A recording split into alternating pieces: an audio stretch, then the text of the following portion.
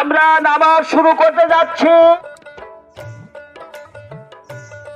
রেজাউলের বাবা রফিকুল ইসলামের ভাই। মহান আল্লাহ রাব্বুল আলামিন যেন মরহুমকে জান্নাতের সর্বোচ্চ মাকাম দান করেন, আল্লাহ তাআলার কাছে আমি এই প্রত্যাশা করছি। এবং যারা এই মরহুমের জানাজায় অংশগ্রহণ করেছেন, আমি সকলের সুস্বাস্থ্য কামনা করছি। মহান আল্লাহ রাব্বুল আলামিন আমাদের সকলকে যথাস্থানে সুস্থ শরীরে ফিরে যাওয়ার সুযোগ করে দিন, তৌফিক দান করেন।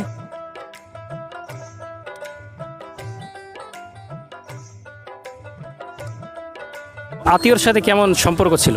উনি ভালো ছিল, খুব ভালো ছিল। আমার সঙ্গে ব্যক্তিগতভাবে ভালো, সবসময় সালাম কালাম আমরা দিতাম। উনি ব্যক্তিগতভাবে ভালো মানুষ ছিলেন। ধন্যবাদ আপনাকে।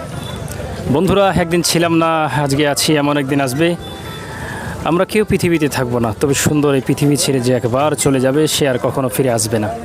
আমি দীর্ঘদিন 1 বছর ওনার সাথে কথাবার্তা হয় এবং পাশে যে মক্তব, সেই মক্তবে আমি ওনার সাথে আসলে দেখা হতো। তো আলহামদুলিল্লাহ, অনেক দূর দূরান্ত থেকে যারা এসেছেন মাহে রমাদানের অপেক্ষায়, এ ওসিলে আল্লাহ সকলকে মাফ করুক, আমিন। আজকে এ পর্যন্তই। আসসালামু আলাইকুম।